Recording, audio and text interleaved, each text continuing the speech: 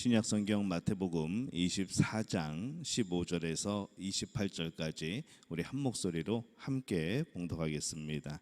그러므로 너희가 선지자 다니엘이 말한 바 멸망에 가증한 것이 거룩한 곳에 선 것을 보거든 읽는 자는 깨달을진저 그때에 유대에 있는 자들은 산으로 도망할지어다. 지붕 위에 있는 자는 집 안에 있는 물건을 가지러 내려가지 말며 밭에 있는 자는 겉옷을 가지러 뒤로 돌이키지 말지어다. 그날에는 아이벤 자들과 젖먹이는 자들에게 화가 있으리로다. 너희가 도망하는 일이 겨울에나 안식일에 되지 않도록 기도하라. 이는 그때에 큰 환난이 있겠습니다. 창세로부터 지금까지 이런 환난이 없었고 후에도 없으리라. 그 날들을 감하지 아니하면 모든 육체가 구원을 얻지 못할 것이나 그러나 택하신 자들을 위하여 그 날들을 감하시리라. 그때의 사람이 너희에게 말하되 보라 그리스도가 여기 있다 혹은 저기 있다 하여도 믿지 말라.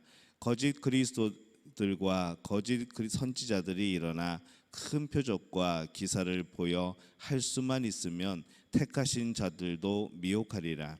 보라 내가 너희에게 미리 말하였노라. 그러면 사람들이 너희에게 말하되 보라 그리스도가 광야에 있다 하여도 나가지 말고 보라 골방에 있다 하여도 믿지 말라.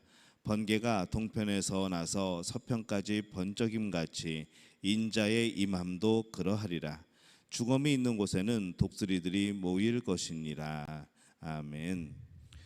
할렐루야. 하나님의 은혜가 오늘 새벽에 하루의 첫 시간을 주 앞에 드리는 우리 믿음의 가족들에게 함께 하시기를 예수님의 이름으로 축원합니다. 오늘 이 말씀은 예루살렘의 멸망과 심판에 대한 그런 말씀입니다.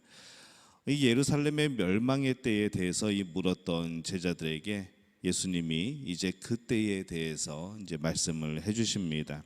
15절 16절에 보면은 그러므로 너희가 선지자 다니엘이 말한 바 멸망에 가증한 것이 거룩한 곳에 선 것을 보거든 읽는 자는 깨달을진저 그때에 유대에 있는 자들은 산으로 도망할지어다. 이렇게 말씀을 합니다. 이 가증한 것이 거룩한 곳에 선 것을 보거든 산으로 도망할지어다. 이스라엘은 주후 66년에서 70년 이 로마에 항거하는 전쟁을 치르게 됩니다. 그래서 이 가증한 것이 거룩한 곳에 섰다는 것, 이것은 아마 이 전쟁 기간에 일어난 그런 혼돈에 대한 그런 내용으로 우리가 해석이 됩니다. 이 기간 제사장들이 피를 흘리기도 하고 그렇게 죽어가고 또 이 열심당원들이 성전 그 안에 들어가는 일도 일어나는 것이죠. 그때 이 성전은 비록 그 기능을 상실했던 그런 상태이지만은 그래도 여전히 하나님께서 약속하신 그런 성전이었기 때문에 그곳이 거룩한 곳임은 분명합니다. 이스라엘과 로마가 전쟁을 치르는 그때에 도망가라라고 말씀을 하죠. 근데 그것은 그들의 전쟁이 아니라 바로 이스라엘의 전쟁이기 때문에 그렇습니다. 기독교인들을 심판하는 그런 전쟁이 아니라 이스라엘을 심판하는 그런 전쟁인 것이죠. 이 세상에는 많은 죄가 있고 또 그 죄에 대한 크고 작은 심판들이 있습니다. 17절과 18절에 보면은 지붕 위에 있는 자는 집 안에 있는 물건을 가지러 내려가지 말며 밭에 있는 자는 겉옷을 가지러 뒤로 돌이키지 말지어다. 이렇게 말씀을 합니다. 이 작은 심판의 때에 미련을 갖지 말라는 것이죠. 인간관계에 대한 미련이나 이 재산에 대한 미련 때문에 이 심판에 연관되어서는 안 된다는 겁니다. 마치 자신이 감당하지 못할 이 보증을 서지 말아야 하는 것처럼 이 다른 사람의 심판에 말려들지 않도록 해야 된다는 것이죠. 그래서 인간적인 정의나 재산에 대한 욕심 등 이런 미련들을 또 버려야 된다라고 말씀을 합니다. 이 세상에서 일어나는 이 작은 심판들은 당시에는 매우 혹독합니다. 21절과 22절에 보면은 이는 그때에 큰 환난이 있겠습니다. 창세로부터 지금까지 이런 환난이 없었고 후에도 없으리라. 그 날들을 감하지 아니하면 모든 육체가 구원을 얻지 못할 것이나 그러나 택하신 자들을 위하여 그 날들을 감하시리라. 이렇게 말씀을 합니다. 매우 혹독할 것이지만은 하나님의 사람들에게는 더 중요한 일이 있기 때문에 이 택하신 자들을 위하여 그 날들을 줄이실 것이라는 그런 말씀이죠. 그래서 우리가 이 말씀을 의지하면서 이 세상의 작은 심판에 대해서 두려워하지 말고 우리가 이 주님의 뜻을 찾으며 살아야 할 것입니다. 그때에는 심판이 중요한 것이 아니라 하나님의 뜻, 그 사랑, 그 긍휼, 그 은혜가 중요한 것이죠. 옛날부터 아주 오래전부터 수없이 많이 말세라고 말을 합니다. 이제 세상의 끝이 다가온다. 예수님의 재림의 때가 다가온다. 물론 그 재림은 하나님의 나라는 계속해서 우리에게 다가오고 있습니다. 어디서 오는지 우리가 알 수 없지만, 그 시간을 알 수가 없지만, 그 장소를 알 수가 없지만, 이 하나님의 나라는 예수님의 재림의 때는 계속해서 우리에게 다가오고 있는 것이죠. 근데 우리가 그런 상황 속에서 언젠가 날짜를 못 받고 그냥 이때가 예수님 오시는 날이다 그러면서 여러 가지로 문제를 일으켰던 그 이단들의 모습을 보면서 우리가 그런 생각을 해보게 되는 것이죠.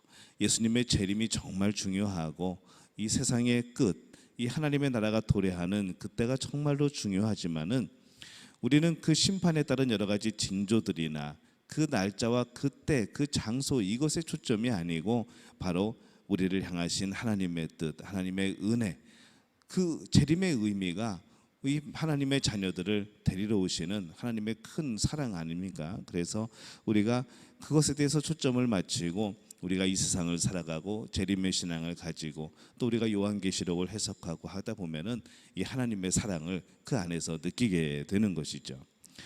이 당시에는 오늘 말씀하신 그 심판은 예루살렘의 멸망이라는 바로 이 큰 사건입니다. 이 큰 사건을 겪고 나면은 사람들은 또 이상한 주장을 하게 될 것이라는 것이죠. 23절에서 24절에 보면은 그때의 사람이 너희에게 말하되 보라 그리스도가 여기 있다 혹은 저기 있다 하여도 믿지 말라. 거짓 그리스도들과 거짓 선지자들이 일어나 큰 표적과 기사를 보여 할 수만 있으면 택하신 자들도 미혹하리라 이렇게 말씀을 합니다. 이 예루살렘의 멸망보다 더 무서운 것은 어쩌면 미혹입니다. 그때의 사람들이 너에게 말하되 보라 그리스도가 여기 있다 혹은 저기 있다 하여도 믿지 말라라고 말씀을 하시는 것이죠. 거짓 선지자들이 일어나서 큰 표적과 여러 가지 기사들 이적들을 보여도 믿지 말라고 말씀을 합니다. 이 사람들은 이 표적, 어떤 기적, 그런 기사에 너무 약합니다. 이 체험주의 신앙일수록 체험을 중요하는 그런 신앙일수록 더욱더 그런 것에 미혹이 되죠. 주님의 이름으로 그런 일이 일어납니다마는 또 때로는 주님의 이름 없이도 그런 일들이 일어날 수 있다는 것이죠. 왜냐하면 미혹하는 영이 있기 때문에 그렇습니다. 이 세상의 작은 심판, 이 재앙은 결코 주님의 재림이라는 큰 심판의 징조는 아니라는 것이죠. 예루살렘이 멸망했을 때에 많은 사람들은 이제 예수님이 오실 것이라 생각했습니다. 하나님 나라가 올 것이라고 생각을 했죠. 하지만 그것은 이스라엘에 대한 심판이었던 겁니다. 그 이후에 계속해서 전쟁이 있었고 온 세상에 여러 가지 큰 사건들이 있었을 때마다 이것이 심판의 징조라고 그렇게 또 사람들은 이야기했습니다. 그때마다 여기저기서 예수님이 재림했다는 소식들이 들려오고 이곳저곳에서 이제 선지자가 나타났다는 얘기를 듣고 정말로 이 지구상에는 정말로 많은 예수님이 있고 이 세상에는 정말로 많은 하나님이 있고 정말로 많은 성령님이 있는 것이죠. 예전에 어떤 통계를 보니까 세상에 있는 그런 이단들을 다 이렇게 계산해 가지고 해보니까 정말로 많은 예수님이 지금 이 땅에 살고 있다고 그렇게 결론이 나온 것을 봅니다. 아니라는 것이죠. 그래서 우리가 항상 이 재림, 이 심판, 이 세상의 끝 이것에 초점을 맞추는 것이 아니라 그 안에 담겨진 하나님의 사랑, 그 안에 담겨진 우리를 향하신 하나님의 보호하심, 우리는 이것을 기억하며 그렇게 재림신앙을 우리는 가져야 될 줄로 믿습니다. 24장 26절에 보면은 그러면 사람들이 너희에게 말하되 보라 그리스도가 광야에 있다 하여도 나가지 말고 보라 골방에 있다 하여도 믿지 말라 이렇게 말씀을 하시죠. 어려운 시기에는 참 이상한 사람들이 많이 나타납니다. 사람들을 미혹하지요. 그래서 그리스도가 광야에 있다거나 골방에 있다고 주장하고 그리스도의 재림을 주장할 겁니다. 뭐 이미 많이 나왔었고 지금도 나오고 앞으로도 수없이 많이 나올 겁니다. 그러나 믿지 말라라고 말씀을 하시는 것이죠. 오늘날에도 수많은 이단들이 그리스도가 이미 왔다고 말을 합니다. 자신이 바로 그리스도라고 말을 하죠. 그런 거짓말에 속지 말아야 합니다. 분명히 성경이 말씀에 이렇게 속지 말라고, 따라가지 말라고, 믿지 말라고 그렇게 하는데도 우리는 자꾸 귀를 기울이게 되고 뭐지 하면서 자꾸 궁금해하는 그런 습성을 가지고 있습니다. 근데 확실한 것이 있습니다. 예수님이 오시는 것은 분명한 방식으로 임하실 겁니다. 27절에 보면은 번개가 동편에서 나서 서편까지 번쩍임같이 인자의 임함도 그러하리라.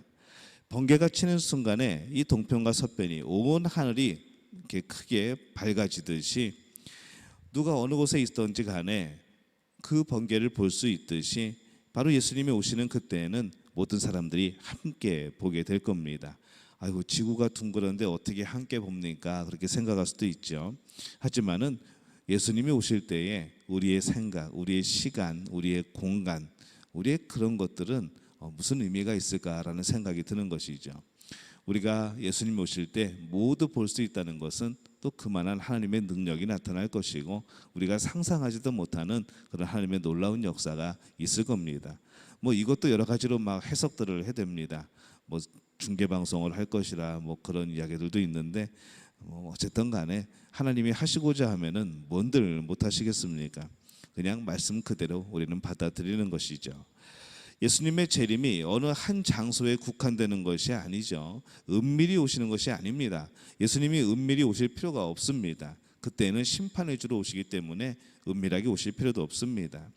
예수님이 오실 때에는 모든 사람이 다 알 수 있도록 오실 것이고 그리고 절대로 우리가 모르는 사이에 오실 리가 없습니다. 그렇기 때문에 우리는 그런 것에 현혹되지 말고 그런 것 때문에 근심하지 말아야 하죠.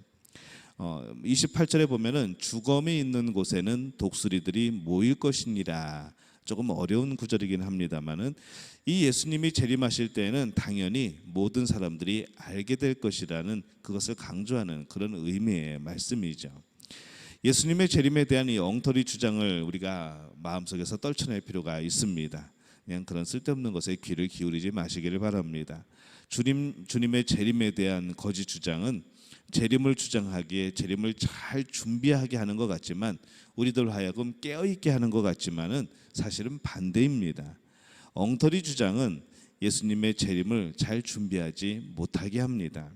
그래서 잘못된 재림론을 이 심판을 준비하지 못하게 할 뿐만 아니라 우리로 하여금 불안하게 만들고 우리로 하여금 뭔가 집중하지 못하게 만드는 것이죠.